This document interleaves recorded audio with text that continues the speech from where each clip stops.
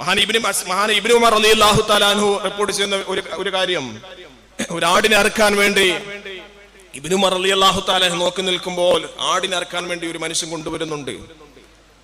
ആടിനെ കൊണ്ട് കിടത്താൻ വേണ്ടി നോക്കും, അതിന്റെ കാല് പിടിച്ചു വലിച്ചു, വല്ലാതെ രീതിയിൽ അതിന്റെ കാല് പിടിച്ചു വലിക്കുന്നുണ്ട്. മഹാൻ ഇബ്നു ഉമർ റളിയല്ലാഹു തആല അൻഹു മനുഷ്യനോട് ചോദിച്ചു, വൈലക്, മനുഷ്യ, നിനക്ക് നാശം, നിനക്ക് നാശം. ഖുദ്ഹാ ഇലൽ മൗതി ഖൗദൻ ജമീലാ, ഈ മൃഗത്തെ ഏറ്റവും ലളിതമായ രൂപത്തിൽ, ഏറ്റവും വേദനിക്കാത്ത രീതിയിൽ, സൗന്ദര്യ രൂപത്തിൽ അതിനെ മരണത്തിലേക്ക് നിനക്ക് നയിച്ചുകൂടെ? ഇബ്നു ഉമർ റളിയല്ലാഹു തആല ചോദിച്ചു. അപ്പോ മൃഗത്തിനെ അറക്കാൻ വേണ്ടി പിടിക്കും, എന്തായാലും മരിക്കാൻ പോവില്ലേ, പിന്നെ വല്ലാത്തൊരു, സുബ്ഹാനല്ലാഹ്, മയ്യത്ത് കുളിപ്പിക്കുന്ന പോലെയാണല്ലോ. മയ്യത്ത് കുളിപ്പിക്കുന്ന പോലെങ്ങമാണ്, മരിച്ചു കിടക്കല്ലേ, പിന്നെ ഒന്നും അറിയില്ല, മൈദമാവിട്ട് ഉരുട്ടുന്നത് പോലെയാണല്ലോ മയ്യത്തിന്റെ കുളിപ്പിപ്പ് എന്ന് പറയുന്നത് അല്ലെ. മരിക്കാൻ കിടക്കുന്നത് മരിച്ചു കിടക്കുന്ന മനുഷ്യനാകട്ടെ, മൃഗങ്ങളാകട്ടെ, ഏതുമാകട്ടെ, അതിനോട് കാരുണ്യം കാട്ടാൻ പഠിപ്പിച്ച വിശുദ്ധ ഇസ്ലാം. അത്തരത്തിലുള്ള കാര്യം അതൊക്കെ നാം ഉളഹിയത്താകട്ടെ, ഏതാകട്ടെ, കത്തിക്ക് മൂർച്ച കൂട്ടേണ്ടതിന്റെ മുന്നെയാണ് റസൂലുള്ളാഹി എങ്ങനെ പഠിപ്പിച്ചത്, നിങ്ങളൊരു അറവ് നടത്തുകയാണെങ്കിൽ ഏറ്റവും നല്ല രൂപത്തിൽ നിങ്ങൾ അറവ് നടത്തണേ. ആ മൃഗത്തിനെ നിങ്ങൾ കിടത്തുന്നതിന് മുന്നേ തന്നെ നിങ്ങൾ ആ നിങ്ങളുടെ കത്തി അറക്കുന്ന കത്തിയുടെ മൂർച്ച നിങ്ങൾ കൂട്ടണം, ആ മൃഗത്തിന് നിങ്ങൾ ആശ്വാസം നൽകണം എന്ന് മഹാനായ അല്ലാഹുവിന്റെ ഹബീബ് നബിയുനാ റസൂലുള്ളാഹി സ്വല്ലല്ലാഹു അലൈഹി വസല്ലം. അറവുമായി ബന്ധപ്പെട്ട് ഒരുപാട് കുറെ മര്യാദകളുണ്ട്. ഇൻഷാ അല്ലാഹ് എല്ലാവരും അത് പാലിക്കാൻ വേണ്ടി ശ്രമിക്കുക. അതിലൊന്നാമത് വലത് കൈകൊണ്ടായിരിക്കണം നാം അറവ് നടത്തേണ്ടത്. അതുകൊണ്ട് വലത് കൈകൊണ്ട് മൂർച്ചയുള്ള കത്തുകൊണ്ടായിരിക്കണം ഈ കർമ്മങ്ങളൊക്കെ നിർവഹിക്കേണ്ടത്. രണ്ടാമത്തെ അഥവാ ഞാൻ ചുരുക്കി പറയുകയാണ്, സമയമില്ലാത്തത് കൊണ്ട് തന്നെ. രണ്ടാമത്തെ മര്യാദ എന്ന് പറയുന്നു ഇഹ്ദാദു സിക്കീനി ബഈദൻ അൻ അയ്യുനിൽ ബഹീമത്തി, മൃഗം കാണുന്ന രീതിയിൽ അതിന്റെ മുന്നിൽ വെച്ച് കത്തിയുടെ മൂർച്ച കൂട്ടാൻ പാടില്ല. അങ്ങനെ ചെയ്യുന്ന മനുഷ്യന്റെ ഹൃദയത്തിൽ കാരുണ്യം എടുത്തു മാറ്റപ്പെട്ടു. ഇസ്ലാം അങ്ങനെയുള്ള മതമല്ല. കത്തിയൊക്കെ മൂർച്ച കൂട്ടേണ്ടത് മറ്റൊരു മൃഗം നോക്കി നിൽക്കുമ്പോൾ അതിന്റെ മുന്നിൽ വെച്ചല്ല കത്തിയുടെ മൂർച്ച കൂട്ടേണ്ടത്. അതുകൊണ്ട് റസൂലുള്ളാഹി തങ്ങൾ പഠിപ്പിച്ചതുപോലെ മൃഗത്തിന്റെ മുന്നിൽ വെച്ച് കത്തിയുടെ മൂർച്ച നിങ്ങൾ കൂട്ടരുത്. മൂന്നാമത് വളരെ കാരുണ്യത്തോടു കൂടിയായിരിക്കണം അറവിന്റെ അടുക്കലേക്ക്, അറവ് സ്ഥലത്തിലേക്ക് ആ മൃഗത്തിനെ കൊണ്ടുവരേണ്ടത്. വലിച്ചഴച്ച്, വല്ലാതെ കിടത്തിയിട്ട് വലിച്ചഴച്ച് ഒരിക്കലും ആകരുതേ. വിശുദ്ധ ഇസ്ലാം പാടില്ല എന്ന് പറഞ്ഞ കാര്യമാണ്. വളരെ കാരുണ്യത്തോടു കൂടിയായിരിക്കണം ആ മൃഗത്തെ കൊണ്ടുവരേണ്ടത്. അതുപോലെ തന്നെ അറവിന് മുമ്പ് അതിന് വെള്ളം നിങ്ങൾ കൊടുത്തിരിക്കണേ. അറക്കുന്നതിന് മുന്നേ അതിന് നിങ്ങൾ വെള്ളം കൊടുത്തിരിക്കണേ.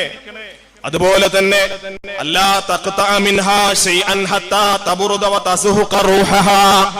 അറവ് നടത്തിയ മൃഗത്തിന്റെ റൂഹ് പോകുന്നതിന് മുന്നേ അതിന്റെ ഒരു ഭാഗം പോലും നിങ്ങൾ കീറാൻ പോലും കത്തിവെക്കാൻ പോലും പാടില്ല എന്ന് പഠിപ്പിച്ച വിശുദ്ധ ഇസ്ലാം.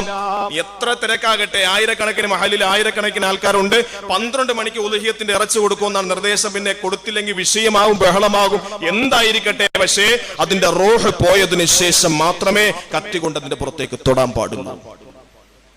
എത്ര മൃഗം, ആയിരക്കണക്കിന് 100 കണക്കിന് മൃഗം ഉണ്ടെങ്കിലും ശരി, ഒരെണ്ണത്തിന് അറവ് നടത്തി അത് മരിച്ചതിനു ശേഷം മാത്രമേ കത്തി കൊണ്ട് അതിന്റെ പുറത്തു തൊടാൻ പാടുള്ളൂ. അതിന്റെ ഇടപാടുകളെല്ലാം നടത്താവൂ എന്ന് പറഞ്ഞാല് ആ ഉലഹ്യത്തിന്റെ ബാക്കിയുള്ള കാര്യങ്ങൾ, തൊലി ഉരിക്കൽ ഉൾപ്പെടെയുള്ള എല്ലാ കാര്യങ്ങളും അതിന്റെ റൂഹ് പൂർണ്ണമായും വിട്ടൊഴിഞ്ഞതിന് ശേഷമാണ് ചെയ്യേണ്ടത്. അള്ളാഹു പഠിക്കാൻ തൗഫീഖ് നൽകി അനുഗ്രഹിക്കുമാറാകട്ടെ. അതുപോലെ അറവ് നടത്തുമ്പോൾ വലതുഭാഗത്തേക്ക് ചരിച്ചു കിടത്തണം. ആ മൃഗത്തിന്റെ തലയെ ആ മൃഗത്തിന്റെ തലയെ ഖിബ്ലയുടെ ഭാഗത്തേക്ക് തിരിച്ചു പിടിക്കണം. അറക്കുന്നയാളും അതുപോലെ തന്നെ മൃഗവും ഒക്കെ വലതുഭാഗത്തേക്ക് അല്ലെങ്കിൽ വലതുഭാഗത്തേക്ക് ചരിച്ച് ആ മൃഗത്തിനെ കിടത്തുകയും അറവിന്റെ സമയത്ത് അതിന്റെ തലയെ ഖിബ്ലയുടെ ഭാഗത്തേക്ക് തിരിക്കുകയും ചെയ്യണം. അതുപോലെ ബിസ്മി ചൊല്ലി, തക്ബീർ ചൊല്ലി അറക്കണം. ബിസ്മില്ലാഹി അല്ലാഹു അക്ബർ എന്ന് പറഞ്ഞാലും മതിയാകും.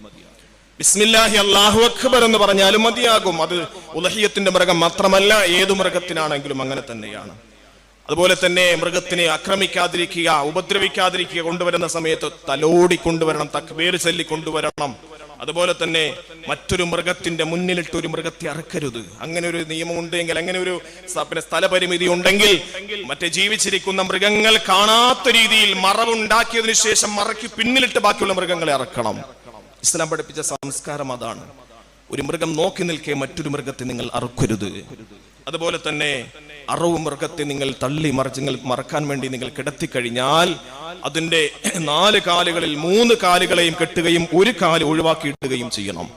എന്തിനാ? അതിന്റെ റൂഹ് പോകുന്ന വെപ്രാളത്തിൽ അതിന്റെ ആശ്വാസം കിട്ടുന്നതിന് വേണ്ടി, കാലൊക്കെ നനക്കുന്നതിനു വേണ്ടി. 4 കാലും കൂട്ടിപ്പിടിച്ച് കെട്ടാതെ 3 കാലുകൾ കെട്ടുകയും അതിന്റെ 1 കാല് ഒഴിവാക്കിയിടുകയും ചെയ്യണമെന്ന് പഠിപ്പിച്ച വിശുദ്ധ ഇസ്ലാം. അതുപോലെ തന്നെ ആ കിടത്തി കഴിഞ്ഞാൽ പിന്നെ ഒരുപാട് സമയം പിന്നെ ബക്കറ്റ് തിരക്കി പോകും. പിന്നെ പള്ളിയിൽ മോദിമാമായി തിരക്കും, ഇവിടെ ബക്കറ്റ് വെള്ളം. ആ സമയത്താണ് തിരക്കുന്നത്. ഇതെല്ലാം ആ സ്പോട്ടിൽ ഉണ്ടാകണം. അതെല്ലാം ആ സ്പോട്ടിൽ തയ്യാറാക്കിയതിനു ശേഷം മാത്രമാണ് മൃഗത്തിനെ കിടത്തേണ്ടത്. ആ മൃഗത്തിനെ കിടത്തി കഴിഞ്ഞാൽ, കാലുകൾ 3 കെട്ടിക്കഴിഞ്ഞാൽ പിന്നെ ഒരു സമയവും നാം വേസ്റ്റ് ആക്കരുത്. പിന്നെ ചെയ്യേണ്ടത് ബിസ്മില്ലാഹി അല്ലാഹു അക്ബർ എന്ന തക്ബീറോടുകൂടി വെള്ളം കൊടുത്തതിന് ശേഷം അതിനെ അറവ് നടത്തണം. വളരെ സ്പീഡിന്, ശക്തിയെ, നല്ല മൂർച്ചയുള്ള കത്തി കൊണ്ട് വളരെ ശക്തമായ രീതിയിൽ അതിനറക്കണം. അറിവ് നടത്തുമ്പോൾ തന്നെ, ശക്തമായി അറക്കുമ്പോൾ തന്നെ എന്റെ പ്രിയപ്പെട്ട മുഅ്മിനീങ്ങളെ, അതിന്റെ അന്നനാളവും ശ്വാസനാളവും നിർബന്ധമായി മുറിഞ്ഞിരിക്കണം. അത് നിർബന്ധതയാണ്. അതിന്റെ 2 ഭാഗത്തുള്ള രക്തധമനികൾ അതും കൂടി മുറിഞ്ഞു പോകൽ സുന്നത്ത് മാത്രമേ ഉള്ളൂ. പക്ഷെ നിർബന്ധമായി മുറിഞ്ഞിരിക്കേണ്ടത് അതിന്റെ അന്നനാളവും ശ്വാസനാളവും കൃത്യമായി മുറിഞ്ഞിരിക്കണം. അത് നിർബന്ധമാണ്. ആ മുറിയുമ്പോൾ തന്നെ ഈ കാര്യങ്ങളൊക്കെ വളരെ, നമുക്കറിയാം, പലരും അങ്ങനെ കത്തിയെടുക്കും, പിന്നെ വീണ്ടും വലിച്ചെടുത്ത് പിന്നെ വീണ്ടും അടുത്തിറക്കും. അങ്ങനെയല്ല. പക്ഷെ വളരെ സ്പീഡായിട്ട് ആ അന്നനാളവും ശ്വാസനാളവും ഒക്കെ പിന്നെ നടത്തുമ്പോ കൃത്യമായിട്ടും വളരെ സ്പീഡിലായി കത്തിയെടുക്കാതെ തന്നെ